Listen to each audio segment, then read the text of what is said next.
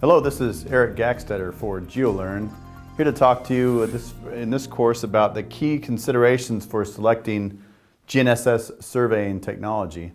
Just by way of background, I write for Geospatial Solutions, a monthly newsletter on geospatial technologies, and then also for GPS World, I'm a contributing editor and specializing in high precision GNSS technology.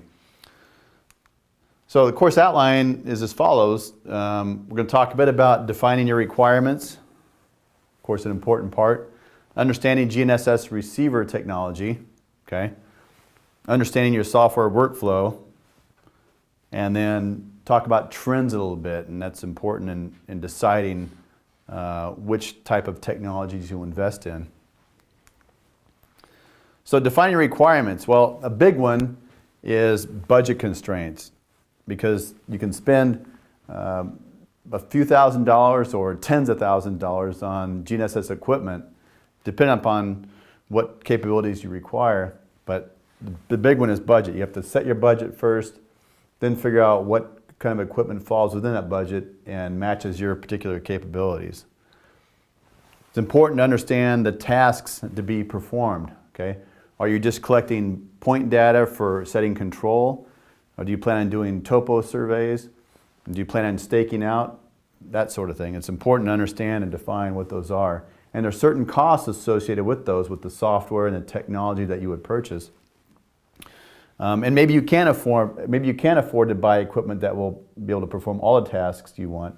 So you kind of have to prioritize those tasks. You know, is setting control the first one, topo the second one, staking the third one, or is it vice versa? And that's going to drive your equipment purchasing decisions.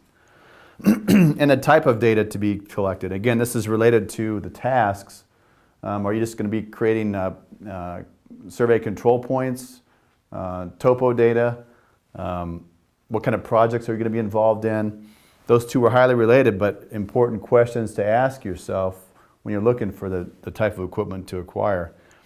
Then you have to think a bit about the field environment. I mean, GNSS technology is a line of sight technology, okay? So you need a clear view of the sky in order for the receiver to behave effectively. So if you're in the Amazon jungle and you've got tropical tree canopy that's very wet and moist, that's going to really create a tough environment for GNSS surveying, okay?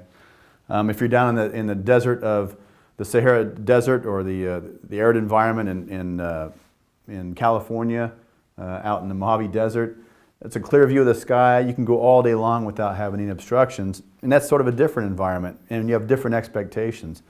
I work with a gentleman who was working with the Forest Service, and his goal was to use it under heavy tree canopy and try to get as accuracy as he could with a dual frequency receiver, trying to get centimeter accuracy or as close as he could to it. That's a totally different environment altogether. So it's really important to understand your field environment, because GNSS isn't a technology that answers all your questions or addresses all your needs. It's a tool that fits in a particular case. So, and I've still got the habit, I've been in the GPS industry a long time, this actually should be GNSS receiver, okay? So the budget, you know, how you need to budget your purchase. So the GNSS receiver is a cost, okay? There might be a data collector in the mix, depending upon the capabilities that you want. That's a cost. There's data collection software that might be a cost, okay? Of course, there's training. You know, some dealers provide training support, some manufacturers provide training support. There's video online, there's GeoLearn courses that provide support. But there's certainly a time and cost component associated with that.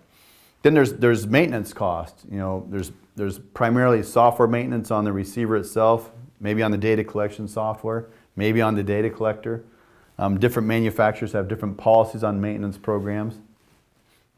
But you should consider that, though. It's certainly a cost. So all these add up to your total cost of ownership.